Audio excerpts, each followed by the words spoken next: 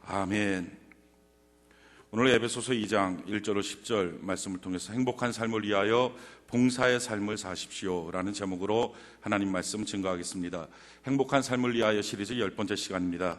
이제 오늘로써 행복한 삶의 시리즈를 마치고 다음 주부터는 우리가 성탄절 때까지 성탄을 준비합시다 라고 하는 말씀으로 우리가 시리즈물로 같이 하나님의 말씀의 은혜를 나누게 될 것입니다. 오늘부터 우리 교회는 사역축제를 시작을 합니다. 우리가 지난 주간에 추수감사절을 마치고 그러고 나서 추수감사절의 가장 큰 의미는 지나간 인생에 대한 감사일 뿐만 아니라 사실은 앞으로 복 주실 하나님을 기대하는 것입니다. 감사는 새로운 인생의 문을 여는 하나님의 열쇠가 됩니다. 그래서 이제 2013년도에 하나님이 우리에게 어떤 은혜와 복을 주실지를 기대하면서 그 복받을 그릇을 준비하는 것입니다. 세상 사람들은 12월 달 한 달 동안을 송년의 달, 망년의 달, 그래서 그냥 잊어버리자, 보내자, 그래갖고 퍼 마시고 서로 휘청휘청 삽니다. 근데 예수 믿는 사람들은 그렇게 안 삽니다. 송년, 망년 보내고 잊어버리는 게 아니라 12월 한 달은 그 다음 해에 주실 하나님의 축복과 은혜를 기대하고 준비하는 것입니다. 그래서 어떻게 준비하고 어떻게 기대하느냐, 특별히 가장 중요한 것은 가정적으로도 준비가 돼야 되고요, 기업으로도 준비가 돼야 되고요, 뿐만 아니라 교회적으로도 준비가 돼야 됩니다. 교회 안에서 준비하는 가장 좋은 것은 일꾼들을 세우고 그 일꾼들과 동역할 수 있는 시스템을 만드는 것입니다. 그래서 오늘부터 사역축제가 시작해서 아마 여러분들 주보에 보면 일꾼들에 대한 임명과 또 신청에 대한 부분들이 있을 것입니다. 지금 보지 마시고요, 지금은 설교를 들으시고요, 예배 끝나고 점심 드시면서 보시기 바라요. 공부 잘하는 학생들은요, 국어 시간에 국어 공부하고요, 수학 시간에 수학 공부해요. 공부 못하는 학생은 국어 시간에 수학 공부하고 수학 시간에 국어 공부해서 둘 다 못합니다. 설교 시간에는 말씀 듣는 게 제일 잘하는 것입니다. 거기 보면 두 종류가 있어요. 하나는 임명되는 게 있고요, 다른 하나는 신청하는 게 있습니다. 임명은 영혼을 맡은 사역들에 대해서는 임명을 합니다. 왜냐하면 영혼을 맡는 사역을 함부로 아무에게나 그냥 신청하는 대로 맡길 수는 없기 때문에 영혼 맡기는 사역에 대해서는 임명을 합니다. 그래서 교구 임원, 또 교회학교 교사, 새가족 교사, 이와 같은 사람들은 임명을 합니다. 또 한 가지는 직분자의 사역팀에 대해서는 임명을 합니다. 루디아 팀, 스테반 팀, 또 주의 만찬 팀, 대표기도팀, 또 재정팀, 여기들을 임명을 합니다. 근데 그 외에 나머지 모든 교회 사역에 대해서는 신청을 하게 되어 있습니다. 그래서 임명팀과 신청팀 이렇게 지금 나눠서 두 장으로 되어 있습니다. 앞뒤장으로 이렇게 되어 있는데 여러분들 보시고 신청팀에 대해서 누구든지 우리 교회 등록된 성도라면 누구든지 이름을 적고 신청하셔서 그 신청한 내용을 교구 사역자나 또는 뒤에 있는 헌금함이나 헌금 시간에 헌금 주문이나 여러 가지 경로를 통해서 어찌됐든 간에 제가 볼 수 있도록 저한테 올 수 있는 통로로 주시면 됩니다. 그렇게 해서 12월 9일까지 마감이 되고요, 12월 16일 날 발표를 해서 17일 날부터 사역을 시작합니다. 이처럼 우리가 봉사하고 또 섬기고 사역하는 일들이 매우 중요합니다. 왜 중요합니까? 예수님이 우리를 봉사자로, 섬기는 자로, 일꾼으로 부르시기 때문에 그렇습니다. 성경은 이와 같이 말합니다. 마가복음 10장 45절에 보니까 인자가 온 것은 섬김을 받으려 함이 아니라 도리어 섬기려 하고 자기 목숨을 많은 사람의 대속물로 주려 함이라. 예수님께서 이 땅에 오신 목적을 설명합니다. 섬기기 위해서 왔다. 우리가 예수님의 제자로서 예수님을 붙쫓아 간다면 마땅히 우리들도 섬기는 일을 해야만 할 것입니다. 자, 섬기는 것, 봉사하는 것, 특별히 하나님의 집, 하나님의 교회 안에서 봉사하는 것이 왜 중요합니까? 왜 주님은 이 일에 우리를 초청하고 있습니까? 그것은요, 우리에게 주시는 놀라운 행복의 선물이 있기 때문에 그렇습니다. 특별히 성경을 통해서 보면 봉사하는 자에게 주시는 하나님의 세 가지 특별한 선물이 있습니다. 제일 첫 번째 선물은요, 내가 주의 일을 하면, 내가 주님의 봉사를 하면, 그러면 내 짐이 벗겨집니다. 성경이 이와 같이 말합니다. 마태복음 11장 28절에 30절에 보니까 수고 무거운 짐진 자들아 다 내게로 오라. 내가 너희를 쉬게 하리라. 나는 마음이 온유하고 겸손하니 나의 멍에를 메고 내게 배우라. 그리하면 너희 마음이 쉼을 얻으리니 이는 내 멍에는 쉽고 내 짐은 가벼움이라 하심이라. 자, 수고하고 무거운 모든 짐진 자들 다 내게로 오라. 사랑하는 성도 여러분, 여러분들 짐이 있습니까? 어떤 사람 물질에 짐이 있어요. 돈 문제가 좀 해결돼야 되는데요. 또 어떤 사람은요, 우리 가정의 문제가 좀 해결돼야 되는데, 인간관계 문제가 해결돼야 되는데, 직장 문제가, 내 인생에 대한 어떤 비전의 문제가 해결돼야 되는데, 사람들은 다 어깨에 짐을 지고 삽니다. 근데 참 놀라운 것은요, 우리 인생을 만드신 하나님의 원칙이 한 가지가 있어요. 어느 사람이든 누구든 반드시 빈 어깨는 없다 하는 것입니다. 어린아이서부터 장년일까지 어느 누구든지 빈 어깨는 없어요. 어깨에는 누구든지 짐을 져야 합니다. 이게 주님의 원칙이에요. 자, 그런데 이 어깨의 짐이 두 종류가 있다는 거예요. 하나는 자기 짐, 또 하나는 뭐예요? 예수님의 짐. 근데 주님이 이렇게 말해요. 내 멍에는, 내 짐은 쉽고 가볍다. 자, 자기 짐 지고 사는 인생은요, 힘든 거예요. 수고하고 무거운 거예요. 자, 수고하고 무거운 자기의 인생 짐을 지고 있는 사람들에게 예수님 말합니다. 다 내게로 오라. 내가 너 그 짐 벗겨줄게. 내 조건이 뭐라고요? 너는 내 멍에를 져야 된다. 내 짐을 져야 된다. 그러면 벗겨져. 내 멍에 예수님의 짐을 지면 온유와 겸손을 배울 수가 있어. 근데 자기 짐 지고 살면요, 인생만 고약해져 힘들어지는 거예요. 사람은 두 종류예요. 내가 지금 어느 짐을 질 것인가. 우리가 왜 봉사해야 됩니까? 내가 봉사할 때 내 짐이 벗겨져요. 우리가 열심히 기도해서 하나님 물질 문제 해결해 주세요. 하나님 사업의 문제 해결해 주세요. 하나님 인간관계 문제가 해결되게 해주세요. 열심히 기도했어요. 자, 기도의 응답을 받는 순간이 언제일까요? 내가 예수님의 짐을 지는 순간에 내 짐이 그때부터 벗겨지는 것입니다. 어떤 사람들은요, 이렇게 해요. 자기 인생이 힘들어지면, 어려워지면 그럼 봉사를 안 한다 그래요. 그게 참 불행해져 가는 방법이에요. 그게 자기 인생의 짐을 더 힘들게 만드는 방법이에요. 자기 인생의 짐을 벗는 비결, 그것은 주를 위해 섬기고 주의 멍에를 짊어지는 것입니다. 제가 얼마 전에 글을 읽고요, 참 감명받고 놀랐던 게 있어요. 이게 뭐냐면은 인도에서 사역했던 어떤 선교사님 얘기예요. 그 선교사님이 사역을 하다가 불의의 사고로다가 병에 걸려갖고 하반신 마비가 된 거예요. 병원에서 하반신 마비가 돼갖고 계속 휠체어만 있는 거예요. 몇 달 동안 휠체어에서 일어나지 못하고 하반신 마비가 되니까 사고로. 그게 있다가 어느 날 문득 이제 그 병원에 이렇게 호수가 좀 깊은 호수가 있었는데, 자기를 몇 달 동안 이렇게 옆에서 도와줬던 간호사가 뭐 이렇게 하겠다고 그러다가 쭉 미끄러져갖고 그냥 그 호수에 쭉 빠져버린 거예요. 그러니까 이 간호사가 막 허적허적 수영도 못하는지 막 살려주자 주위를 둘러보니까 아무도 없어요. 그러니까 이 선교사님, 이 환자 하반신 마비됐던 사람이 그냥 벌떡 일어나서 뛰어갖고 그냥 확 끄집어내갖고 안고서 올려갖고 막 가슴 치면서 살아나라고, 간신히 살아났어요. 빨리 들어가 보자고. 근데 들어가고 일어나다가 그 간호사가 더 놀랐어요. 아니, 선생님 어떻게 일어났어요? 하반신 마비. 사람이 신기한 게요, 다른 사람을 도와주려고 애를 쓰다가 보면 자기도 모르는 어떤 능력들이 나와요. 그런 거 아시죠? 자기애 구하려고 피아노도 들고 있는 어머니. 얼마 전에 보니까 경찰관이 그 옥상에서, 아파트 옥상에서 떨어지는 고등학교애를 두 손 벌려갖고 받아버렸어요. 살렸어요. 그래갖고 다른 사람 섬긴다는 거, 다른 사람 도와준다는 거, 봉사한다는 거, 주님을 위해서 봉사하고 섬긴다는 것은요, 내가 할 수 없는 것들을 하게 합니다. 내가 갖고 있던 그동안 무거운 짐들을 벗어버리게 만드는 하나님의 축복과 능력이 있어요. 그래서 봉사라고 하는 거예요. 봉사는요, 괜한 짐이 아니라 내 짐이 벗겨지는 가벼운 짐입니다. 자, 두 번째, 왜 주님이 우리에게 봉사하라고 할까? 왜 그것이 우리에게 주시는 행복의 선물이 될까? 그것은요, 값을 주기 때문에 그래요. 성경이 이와 같이 말해요. 고린도전서 9장 13절로 14절에 보니까 성전의 일을 하는 이들은 성전에서 나는 것을 먹으며 제단에서 섬기는 이들은 제단과 함께 나누는 것을 너희가 알지 못하느냐? 이와 같이 주께서도 복음 전하는 자들이 복음으로 말미암아 살리라 명하셨느니라. 이게 무슨 말이에요? 성전에서 일하는 자는 성전에서 나는 거 먹고 제단에서 나는 거, 복음 전하는 거 먹고. 그러니까 지금 교회가 뭡니까? 하나님의 밭이에요. 교회가 뭐예요? 하나님의 농장이에요.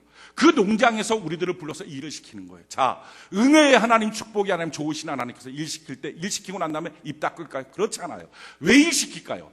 삭을 주시려고, 월급 주시려고, 값을 주시려고. 그거 가져야 인생에 필요한 것들을 살 수 있으니까. 월급 안 받고 어떻게 인생에 필요한 것들을 한 달 한 달 살아갑니까? 그거 있어야 살아가니까. 값 주시려고. 그래서 하나님께서 봉사하게 하시는 거예요. 성경은 이와 같이 말해요. 골로새서 1장 25절을 보니까 내가 교회의 일꾼 된 것은 하나님이 너희를 위하여 내게 주신 직분을 따라 하나님의 말씀을 이루려 하십니다. 지금 사도 바울이 말합니다. 내가 왜 교회의 일꾼 됐느냐? 일꾼 된 이유는 바로 하나님의 말씀, 내가 그동안 받고 큐티 때 받고 하나님 내가 저 말씀 붙잡습니다. 그 말씀대로 해주세요 라고 고백했던 그 말씀을 이루는 유일한 통로가 교회의 일꾼이기 때문이었다라는 것입니다. 내가 일했더니 주님이 삭을 주셨다는 거예요. 그래서 하나님께 받은 약속의 말씀을 성취할 수 있도록 했다는 것입니다. 사랑하는 성도 여러분, 내년도에 우리가 사고 싶은 것들이 많지 않습니까? 행복도 사야 되죠. 기쁨도 사야 되죠. 뿐만 아니라 물질도 사야 되죠. 사업의 성공도 사야 되죠. 자, 사고 싶은 것만큼 값을 지불하는 그 값 어디서 받겠습니까? 하나님이 우리에게 주시는 거예요. 근데 값을 지불할 일은 하나도 하지 않고 사고 싶은 것만 많으면 할 수 있는 방법은 한 가지예요. 도둑질밖에 없어요. 잠깐은 내가 갖고 있는 것처럼 보이지만 결국은 없어지고 마는 거예요. 잠깐의 행복, 잠깐의 성공, 왜 쉽게 사라지고 맙니까?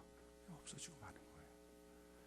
우리가 봉사하는 거, 왜 주님이 우리를 봉사하게 만들어 놓으셨을까? 이유는요, 봉사해야 그동안 기도했던 많은 것들, 그동안 내가 원했던 많은 것들을 살 수 있는 값을 받기 때문에 그렇습니다.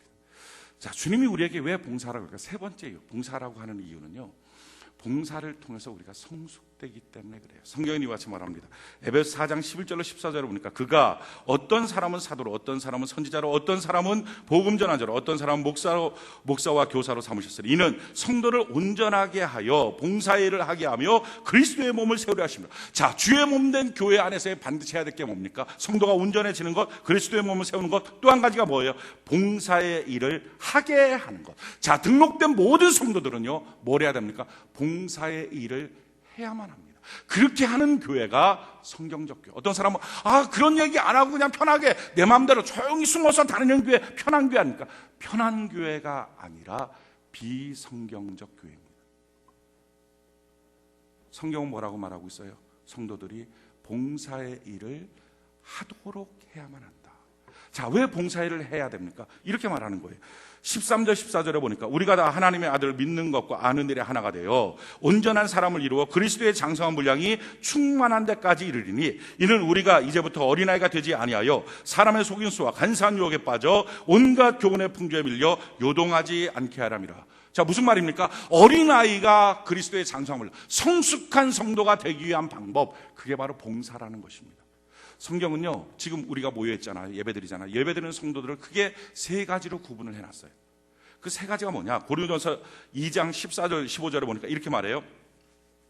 육에 속한 사람은 하나님의 성령의 일들을 받지도 아니하는, 이것은 이는 그들이 그에게는 어리석게 보이며 또 그는 그것들을 알 수도 없나니 그러한 일은 영적으로 분별되기 때문에. 자, 제일 처음에 뭐가 있어요? 육에 속한 사람. 이 사람 아직 성령 하나님을 만난 적이 없어요. 쉽게 말하면 그냥 교회를 나올 뿐이지 예수 그리스도를 인격적으로 만난 적이 없는 사람이에요. 자, 이런 사람들은 뭐라고요? 이와 같은, 지금 오늘 설교 말씀 들을 때 봉사해야 하나님의 복을 주십니다. 봉사해야 하나님께서 값을 쳐주십니다. 봉사해야 내 짐이 무너집니다. 내 짐이 싹 벗겨집니다. 막 이런 얘기를 들을 때 에이, 무슨 말도 안 되는 얘기. 아이고, 봉사하라고 자꾸 지금 그거 쪽지 하나 주고서 그거 신청하라고 저거. 아이고, 오늘 은혜 받으면 큰일 난다. 딱 귀를 막고 정신 바짝 차리고 그래갖고 절대로 은혜 받으면 1년이 고생이야. 절대 가만히. 이 사람들이 누구예요? 육에 속한 사람. 하나님의 일을 어리석게 보는 사람. 자기 시간 뺏기는 것처럼 착각하는 사람. 자기 힘들게 하는 것처럼 착각하는 사람. 이게 육에 속한 사람이에요. 자, 육에 속한 사람이 어느 날 성령 하나님을 만나요. 예수님을 만나요. 예수님 만나고 인격적으로 예수님을 만나고 난 다음에 어떻게 합니까? 이걸 만나는 순간에 거듭났다 그래. 거듭났다는 게 막 born again, 두 번 태어난 거예요. 육으로 한 번 태어났죠. 또 한 번은 예수 그리스도 안에서 영으로 태어난 거예요. 그의 나이가 몇 살이든 그의 위치가, 사회적인 위치가 뭐든 상관없이 태어나는 순간은 뭐예요? 어린아이예요. 그러니까 그리스도 안에서의 어린아이예요. 그래서 예수 믿고 예수 만나고 처음 태어난 사람은 누가 됐든지 간에 다 어린아이예요. 고린도전서 3장 1절에 보니까 형제들아, 내가 신령한 자들을 대함과 같이 너희에게 말할 수 없어서 육신에 속한 자, 아까는 육에 속한 자, 두 번째는 육신에 속한 자, 곧 그리스도 안에서 어린아이를 대함과 같이 함으로. 육신에 속한 자가 있어요. 이 어린아이가 있어요. 자, 이 어린아이는 그 다음에 어떻게 됩니까? 2장 15절입니까? 신령한 자는 모든 것을 판단하나 자기는 아무에게도 판단을 받지 않아. 신령한 자가 돼야 돼요. 그러니까 세 가지 종류의 사람이 있습니다. 지금 우리가 같이 예배를 드리지만, 하나는 육에 속한 사람, 아직 예수님 못 만난 사람. 두 번째는 예수님을 만났어요. 그런데 아직 어린아이의 사람. 세 번째 뭡니까? 장성한 사람. 자, 그러니까 예수님 못 만난 사람은 예수님 만나야 돼요. 이게 교회 안에서 가장 중요한 일입니다. 두 번째는 예수님 만났으면 그 다음부터 뭘 해야 됩니까? 자라나야 돼요. 자, 그러면 내가 어린아이인지 장성한 사람인지 어떻게 알 수 있느냐? 어린아이의 특징은 세 가지로 말하고 있어요. 자, 첫 번째 어린아이의 특징은요, 고린도서 3장 2절에 보니까 내가 너희를 젖으로 먹이고 밥으로 아니하였노니 이는 너희가 감당하지 못하였음이거니와 지금도 못하리라. 자, 어린아이 신앙의 특징은 감당이 안 되는 거예요. 성경을 보다가도 감당이 안 돼요. 교회 생활 감당이 안 돼요. 아, 무슨 일 하라면 감당이, 그래갖고 맨날 하는 말이 이거. 목사님 저 감당 못하겠어요. 힘들어요. 감당이 안 돼요. 가정도 감당이 안 되고 자녀도 뭐 다 감당이 안 돼요. 툭하면 감당. 자기 마음대로 다 되지 않으면 다 감당이 안 되는 거예요. 그게 어린아이예요. 자라나야 돼요. 교회 생활에 감당이 안 되는 게 너무 많고, 신앙생활에, 가정생활에도 감당이 안 되는 게 너무 많아서 자라나야 돼요. 뭘로 자라나요? 봉사함으로. 봉사할 때는 어떻게 해야 됩니까? 감당할 수 있는 것만, 쉬운 것만 찾아서 하는 건 그래서 봉사가 아니에요. 주를 위한 봉사는요, 자기가 조금 감당이 안 되는 그 정도 선을 좀 건드리면서 봉사를 해야 돼요. 그리고 감당이 안 되는 그 시간을 좀 넘어가 봐야 돼요. 그래야 자기의 영적인 한계들을 자꾸 훈련해서 넘어갈 수가 있어요. 그렇게 봉사하라는 거예요. 그래야 꾸준히 해보라는 거예요. 자, 그 다음에 두 번째, 어린아이의 특징. 고린도서 3장 3절에 보니까 너희는 아직도 육신에 속한 자로다. 너희 가운데 시기와 분쟁이 있으니 어찌 육신에 속하여 사람을 따라 행함이 아니리. 두 번째는 시기와 분쟁이 있어요.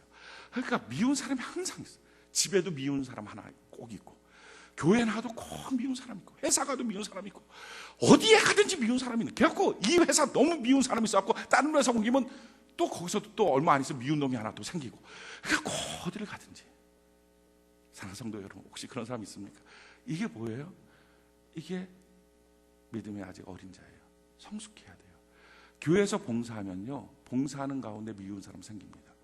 그때 뭐 하라는 거예요? 그때는 말씀 적용해라.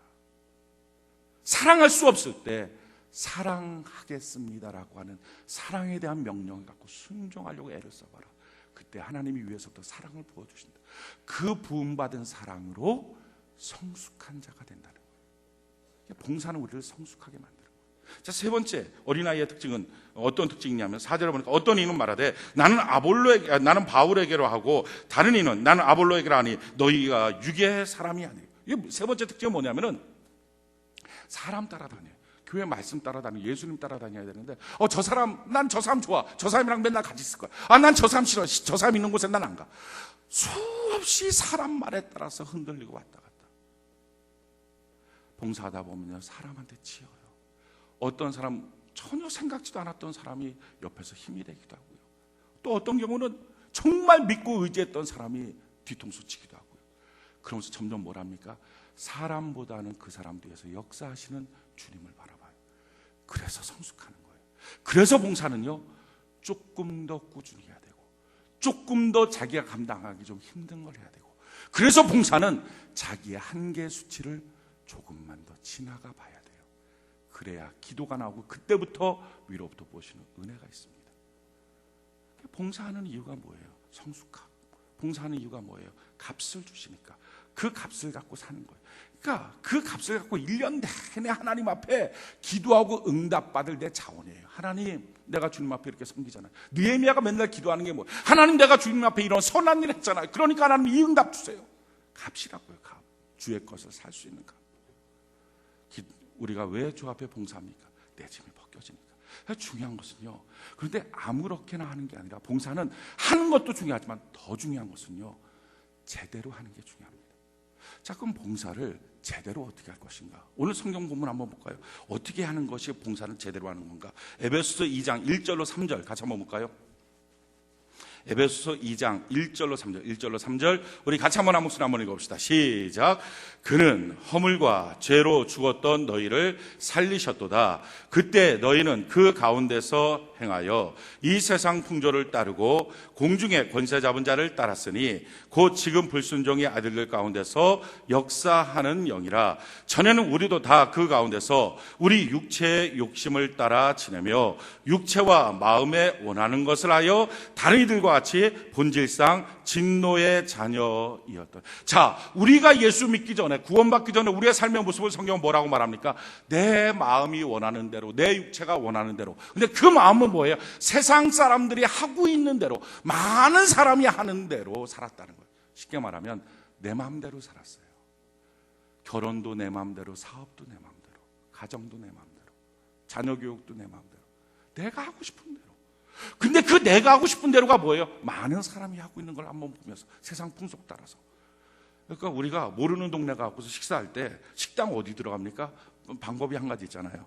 어디 식당에 차가 많이 주차되어 있나. 차 많이 주차되어 있는 데는 음식 맛있다 그래갖고 차 많이 주차되어 있는 데 가고. 근데 그거 아십니까? 그거를 아니까요. 식당 그 주인이 종업원들 차도 다 앞에다 쫙 세워놓는 거. 야, 뛰는 놈이 항상 나는 놈이 있어요. 그러니까 다른 사람들이 많이 따라가는 데를 따라가는 거예요. 그런데 예수 믿고 난 다음에는요, 이렇게 안 사는 거예요. 예수 믿고 난 다음에 어떻게 살아야 됩니까? 에베소서 2장 우리 8절로 10절을 같이 한번 읽어봅시다. 에베소서 2장 오늘 본 말씀이죠. 8절부터 10절까지 같이 한 목소리 시작. 너희는 그 은혜에 의하여 믿음으로 말미암아 구원을 받았으니 이것은 너희에게서 난 것이 아니요 하나님의 선물이라. 행위에서 난 것이 아니니 이는 누구든지 자랑하지 못하게 함이라. 우리는 그가 만드신 바라 그리스도 예수 안에서 선한 일을 위하여 지으심을 받은 자니 이 일은 하나님이 전에 예비하사 우리로 그 가운데서 행하게 하려 하심이니라. 뭐라고 말합니까? 우리가 그 은혜로 믿음으로 말하면 구원받았다. 이건 행위로 난 게 아니라 하나님의 선물이다. 자, 이 놀라운 선물의 구원을 받은 우리가 그 다음에 어떻게 살아야 됩니까? 그때부터는 하나님이 이미 예전에 정하신 길을 너희가 발견하여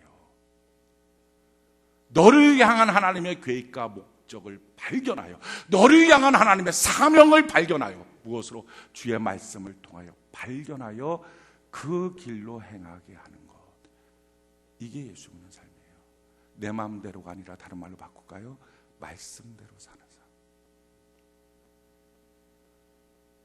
교회 안에서 봉사하는 이유가 뭡니까? 내 마음대로 살았던 우리가, 내 마음대로 섬겼던 우리가 이제는 말씀대로 하나님 날 위해서 예비하신 게 뭡니까? 내가 어떤 길을 가야 됩니까? 그걸로 봉사하고 섬기는 거예요.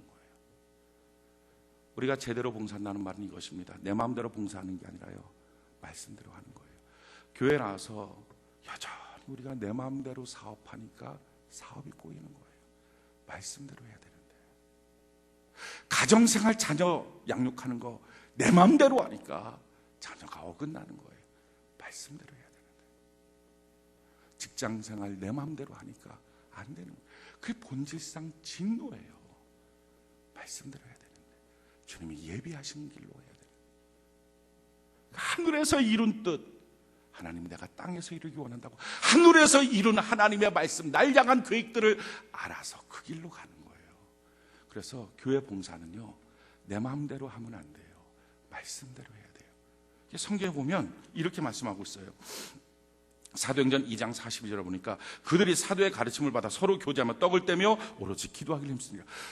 서로 교제하는 거. 교제하는 게 뭐가 교제하는 거면 그게 봉사하는 거예요. 우리가 얼마 전에 바자회 했어요. 바자회 하면서 서로 막 교제하고, 그럼 재밌어하고. 근데 그게 뭐 하는 거? 그게 봉사하는 거. 그러니까 교제할 때, 봉사할 때 그냥 하면 안 되고, 내 마음대로 하면 안 되고, 가르침을 받고 해야 된다. 가르침대로. 예배 그냥 드리면 안 되고, 가르침대로. 기도 그냥 하면 안 되고, 가르침대로. 그래서 너희는 이렇게 기도하라. 주님이 가르쳐 주신 거예요. 이게 주님이 가르쳐 주신 기도대로 하는 거예요. 내 마음대로 해서 말씀대로의 삶으로 바뀌어지는 거. 자, 그러면 우리가 주를 위해 봉사할 때 말씀대로라고 말하는데 도대체 그 말씀대로 봉사한다는 게 무슨 말이냐는 거예요.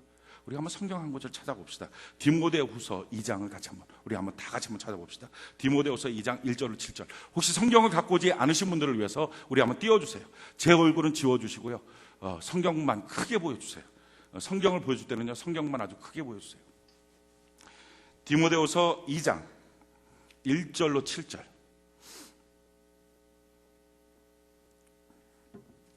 이 디모데전서, 디모데후서, 디도서 이 세 가지 성경이 붙어 있는데 이 세 가지 성경을 목회서신이라고 그럽니다.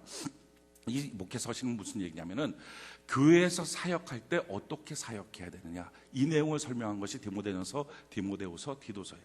그래서 목사는 어떤 사람을 뽑아야 되고, 기름 부음 받는 안수집사, 그러니까 장로는 어떤 사람을 뽑아야 되고, 그들은 무슨 일을 해야 되고, 교회 안에서 어떻게 해야 되고, 이런 내용들이 쭉 써져 있는 게 디모데전서, 디모데후서, 디도서입니다. 그 중에서 디모데후서 2장 1절부터 7절까지는 너희가 사역을 할 때, 교회 안에서 봉사를 할 때 어떻게 봉사를 해야 되느냐, 그 내용을 서술한 내용이 이 2장 1절부터 7절까지입니다. 자, 1절부터 보니까 이렇게 말씀해요. 내 아들아, 그러므로 너는 그리스도 예수 안에 있는 은혜 가운데서 강하고, 또 내가 많은 증인 앞에서 내게 들은 바를 충성된 사람들에게 부탁하라. 그들이 또 다른 사람들을 가르칠 수 있으리라. 너는 그리스도 예수의 좋은 병사로 나와 함께 고난을 받으라. 병사로 복무하는 자는 자기 생활에 얽매이는 자가 하나도 없나니 이는 병사로 모집한 자를 기쁘게 하려 하며. 자, 제일 첫 번째, 말씀대로 봉사한다는 것, 말씀대로 사역한다는 건 뭡니까?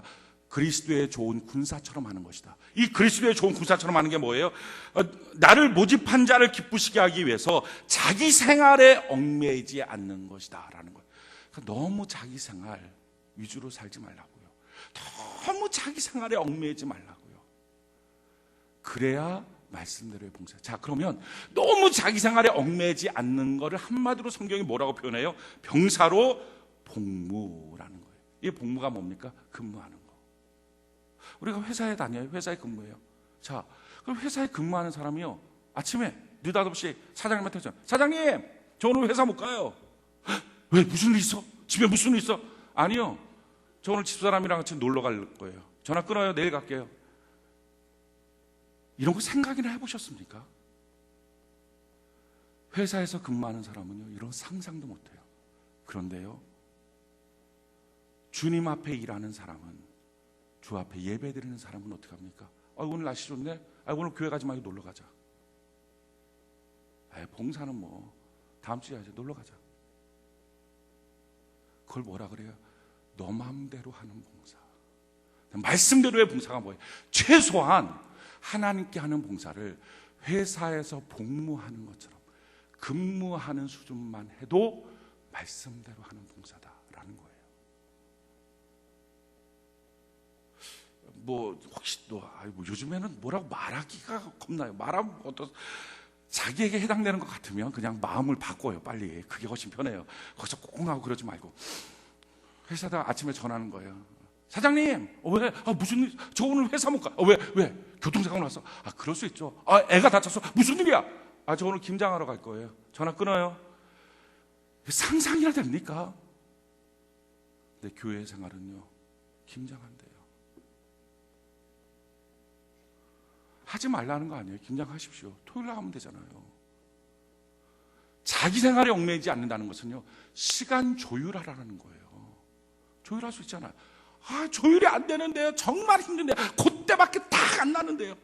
아니, 그때밖에라고 하는 말은 회사 근무 시간 다 빼고 자기 하고 싶은 일 다 빼고 남는 시간이 그때 주일날 하나님과 한 약속의 시간, 하나님의 일을 하는 봉사 시간, 그 말하는 것입니까? 그건 아니잖아요. 말씀대로의 사역은요, 복무하는 것처럼. 김장 시간 없고 그러면 사 먹어요. 훨씬 맛있어요. 그게 저도 성도들이 해갖고 오는 김치도 있고 저 사 먹는 김치도 있어요. 근데 비슷해요. 그게 이런 얘기 또 하면 올해는 또 김장했다 김치를 안 줄 것 같은 느낌이 드는데, 아무튼 주든 안 주든 상관, 비슷해. 더 싸고 뭘 거기에 목숨 걸고 하나님과의 직장 생활을 무시당하게 합니까? 왜 내 마음대로 합니까? 복무하는 정도만 해라.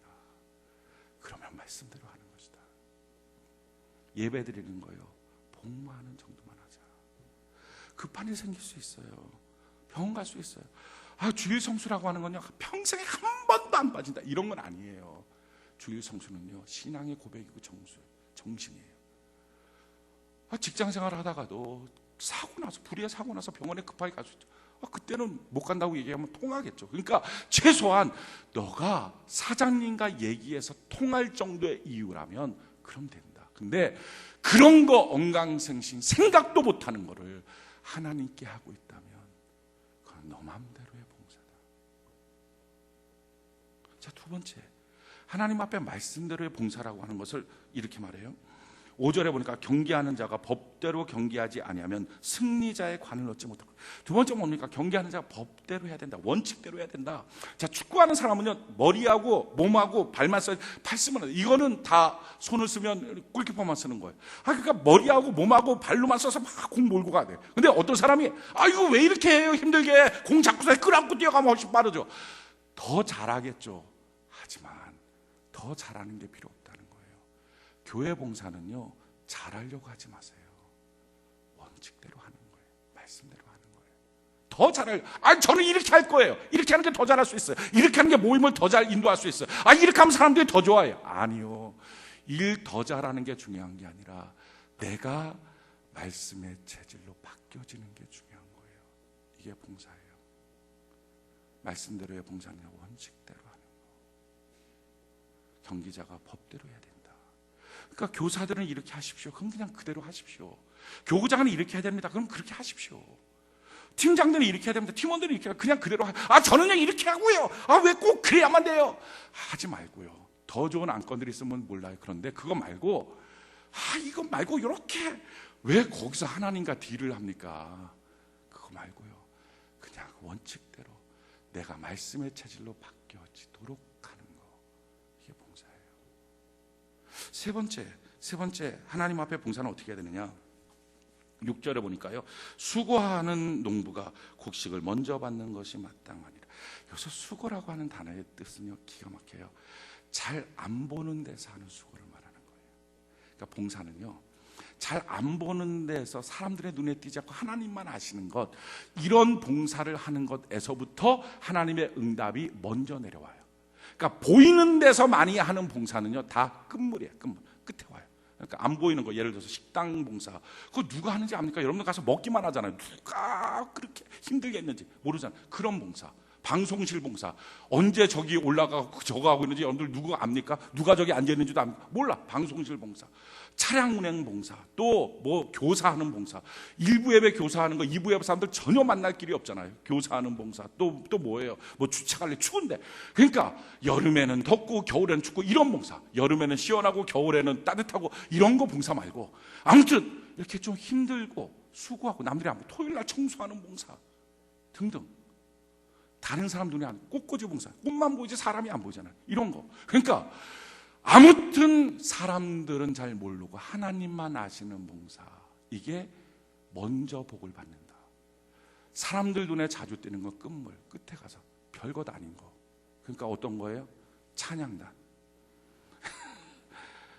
목사, 신방 다니고 전도하고 있는 교구 목사, 전도사, 이렇게 사람들 눈에 띄어서 이미 목사님, 전도사님, 찬양단, 전교인이 다 알잖아요. 자, 이런 봉사는요, 끝물이에요, 끝물. 제가 연구를 했어요. 저도 끝물이잖아요. 그럼 안 되잖아요. 제가 먼저 복을 좀 받고 싶잖아요. 제가 만약에 목사가 아니어서 그런 거 연구도 안 하는데, 목사니까 연구를 한 거예요. 어떻게 하면 하나님, 제가 분명히 순서로면 끝물인데 눈에 자꾸 띄니까. 여기서 담임 목사 모르는 사람 어디 있겠어요? 저는 깜짝 놀라요. 교화 시내의 이 중심가에 다닐 수가 없어요. 교화 중심가에 가다가 밥을 먹으면 목사님이다, 목사님. 뭘 하지를 못해요. 어디서 성질 부릴 수가 없어요. 누가 보고 있는지 알지도 못해요. 저를 모르는 사람도 저를 아는 사람 너무 많아갖고, 그래갖고 많이 그리스도인격으로 지금 바뀌어지고 있어요. 질서도 좀 지키려고 그러고, 교화를 벗어나면 차에서 쓰레기도 확 버리고 그러는데 교화 안에서는 절대 못하고, 그렇게 질서를 잘 지키는 사람으로 지금 바뀌어지고 있어요. 제가 연구를 해봤어요. 어떻게 해야지 주님 이렇게 앞장서 있는데도 됩니까? 그때 깨닫게 해준 게 이거예요. 빙산의 일각. 자, 드러나 있는 지금 이 모습, 예배에 설교하고 있는 이 모습, 이게 만약에 저의 영성의 전부라면 너무 가볍지 않습니까? 이러면 끝물이에요. 그런데 보여지고 드러나고 있는 설교하는 이 모습 말고 보여지지 않는 깊은 어마어마한 곳에 기도의 양, 독서의 양, 전도의 양, 말씀대로 사는 영성의 양, 이게 어마어마하게 안 보여지는 수고가 있다면, 그래서 드러나는 것이 빙산의 일각만큼 작다면, 그럼 그 수고의 양으로 복을 받겠구나 이렇게 알았어요. 그래서 앞에 보이는 사람들은요, 보이지 않는 부분에 그거의 몇천 배만큼 있어야 됩니다. 안 그러면 가벼운 사람 돼요. 찬양하는 사람이 찬양이 그의 영성의 전부라면 가벼운 거예요. 보이지 않는 어마어마한 수고와 기도와 말씀과 그게 있어야 돼요. 내공이 있어야 돼요. 그래서 우리 찬양하는 사람들은 성경적으로도 보니까 참 기가 막히더라고요. 찬양하는 레위 족속은 반드시 성전의 기물을 청소하게 돼 있어요. 구약의 법에. 저는 그게 이해가 안 됐거든요. 왜 그걸 시킬까? 찬송만 시키고 찬송에 익숙하게 만들면 되지. 근데 아니었어요. 우리 교회도 원칙이 있어요. 앞에 나서서 어찌어찌 잘 눈에 띄는 사람들은 청소하라는 거예요. 설거지하라는 거예요. 그거 안 하고요, 저는 노래만 좋은데 다른 건 못해요. 그렇게 노래만 몇 년 시키고 나면 쓸모없는 인생 됩니다. 아무짝에도 쓸 수가 없어요. 수고하는 자가 먼저 복을 받는다. 사랑하는 성도 여러분, 사람한테 영광 다 받고 주님이 주실 상을 빼앗기지 말고요, 그 안에 내공이 깊이 있고 안 보이는 데서 사람한테 칭찬 못 받는 곳에서 거기서 수고함을 통해서 하나님의 놀라운 은혜와 복을 다 받기를 바랍니다. 그래서 교회는요, 명예가 아니에요. 제가 뭐가 됐다 뭐가 안 됐다 그게 무슨 중요합니까? 내가 그리스도의 성품으로 바뀌어지는 게 중요해요. 성숙이 중요한 거예요. 자, 그럼 그러려고 할 때 꼭 필요한 두 가지가 있어요. 그게 뭡니까? 자, 디모데후서 2장 1절에 보니까 이런 말씀이 있어요. 내 아들아, 그러므로 너는 그리스도 예수 안에 있는 은혜 가운데서 강하고. 자, 봉사하는 모든 사람들에게 필요한 게 뭐예요? 은혜 속에 강하라는 거예요. 뭐라고요? 은혜 속에 강하라고. 은혜가 뭐예요? 값없이 주시는 하나님의 사랑 속에. 그 사랑 속에서 일하고 사랑으로 강해져야 된다. 재능으로 강하는 게 아니고, 노래 잘해서 찬양단이 아니라 사랑이 넘쳐서 찬양단. 재능 속에서, 돈 속에서, 내가 오늘 쏠게, 다 모여, 말하지 말고 쏘든지, 자기가 입으로 다 해서 그냥 그 값 다 없어지지 말고, 돈으로 강하지 말고, 경험으로 강하지 말고, 위치로 강하지 말고, 그런 거 말고요, 사랑에서 강하는 거. 이게 교회 봉사는요, 사랑으로 하는 거예요. 성경은 이와 같이 말합니다. 고린도전서 13장 1절로 3절 보니까 내가 사람의 방언과 천사의 말 할지라도 사랑이 없으면 소리나는 구리와 울리는 꽹과리. 사랑이 없다라고 하는 것을 가장 간단한 한 가지로 표현하면 뭐예요? 싸우는 거예요. 사랑이 있으면 좋아하면, 이런 거죠. 그러니까 가장 간단한 가지, 사랑이 없으면 싸우면으로 바꿀게요. 내가 사람의 방언과 천사의 말을 할지라도 싸우면 소리나는 구리와 울리는 꽹과리가 되고, 내가 예언하는 능력이 있어 모든 비밀과 모든 지식을 알고 또 산을 옮길 만한 모든 믿음이 있을지라도 싸우면 내가 아무것도 아니요, 내가 내게 있는 모든 것으로 구제하고 또 내 몸을 불사르게 내어줄지라도 싸우면 내게 아무 유익이 없네요. 교회는요, 싸우면서 할 게 없어요. 싸움 딱 되지 마시고 왕 하고 싸우지 말고 그냥 사랑하고 잘하려고 하다 보니까 싸우는 거예요. 잘할 게 없다니까요. 말씀을 적용하는 것이 봉사의 핵심이라는 거예요. 그래서 재능, 능력, 돈, 위치, 경험, 이런 것에서 강하지 말고, 내가 옛날부터 이거 해봤는데, 이런 거 하지 말고요, 은혜 속에, 사랑 속에서 강해지십시오. 그게 진짜 봉사예요. 성경은 말합니다. 잠언 20장 3절에 다툼을 멀리하는 것이 사람의 영광이오늘 미련한 자마다 다툼을 이기. 싸우지만 않아도 사람은 영광이에요. 영광스러운 존재. 부부간에도 싸우지만 않으면, 교회 안에서도 싸우지만 않으면, 서로 모임 가질 때 싸우지 마십시오. 자, 두 번째는요, 성경이 이렇게 말해요. 또 내가 많은 증인 앞에서 내게 들은 바를 충성된 사람들에게 부탁하라. 그들이 또 다른 사람들을 가르칠 수 있어요. 충성이에요. 충성, 꾸준한 거.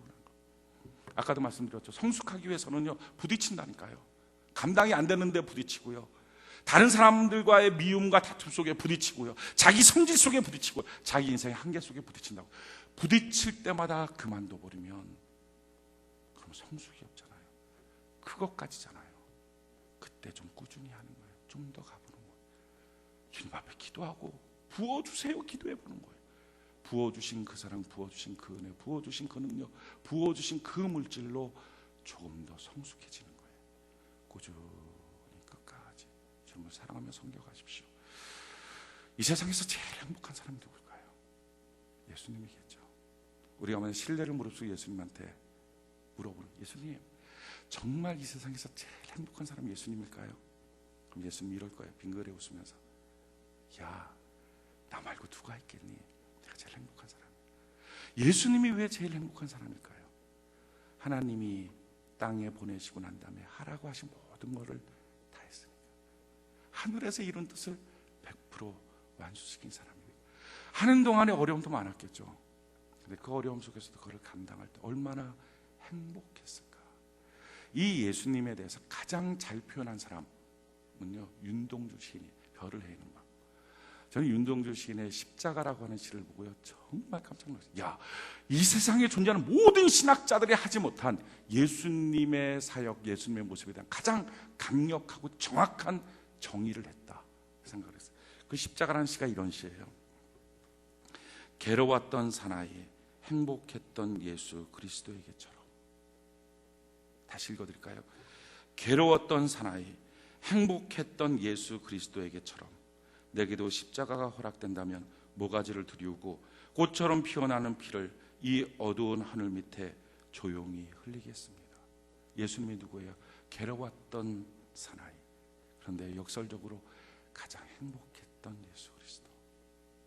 우리 봉사가요, 교회 안에 섬김이요, 괴로울 수 있어요. 상처일 수 있어요.